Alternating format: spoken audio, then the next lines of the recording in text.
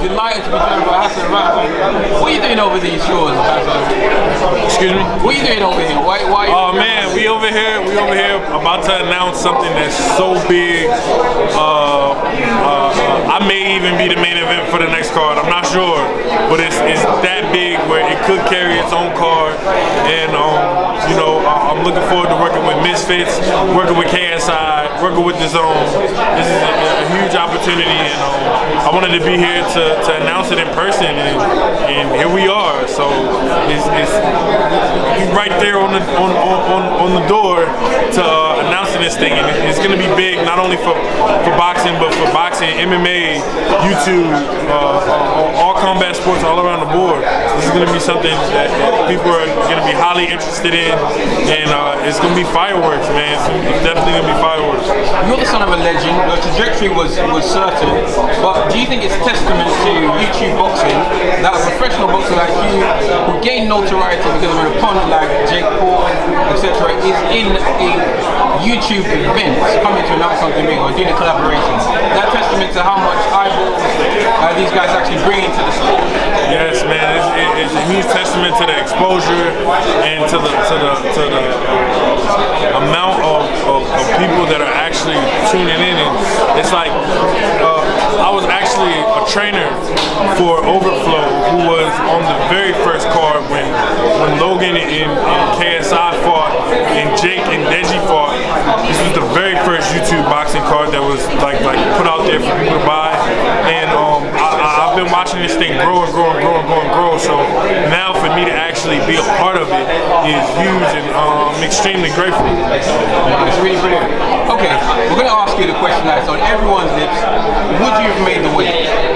Yeah, I mean, I made 206 with Saturday and Sunday being pulled from me, and I still had time on the clock. I still had an hour left on that Friday where I weighed in, so I definitely would have made the weight. Why didn't you contest it? Why did you bow to all stipulations? I don't feel like that's the way to go for me. I feel like, okay, I proved that I was right there within striking distance for the weight.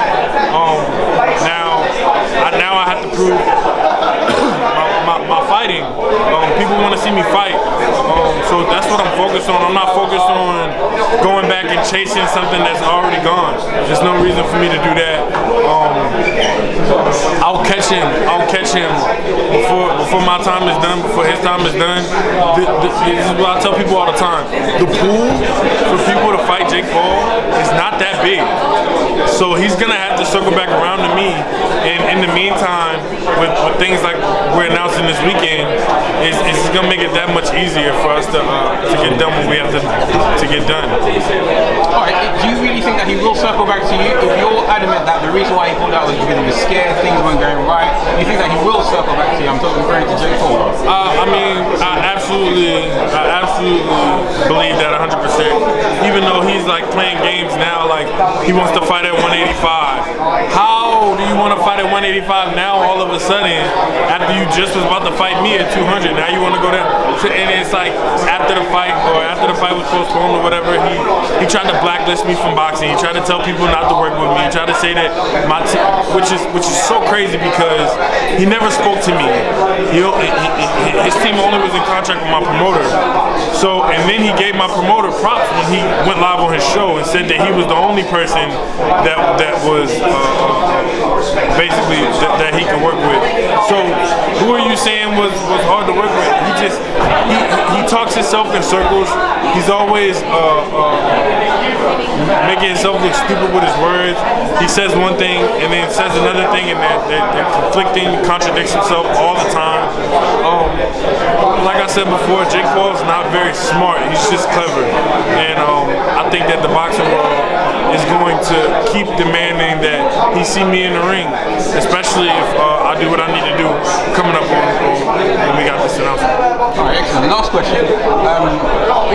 KSI, if he gets his hands on Jake Paul, how do you think that fight's going to go?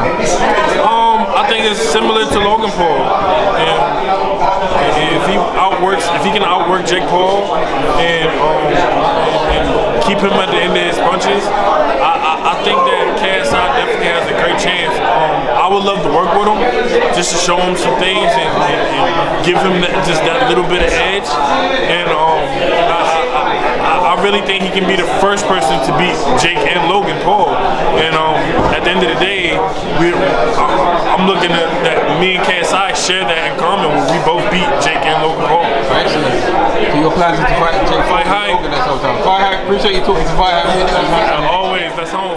Thank you.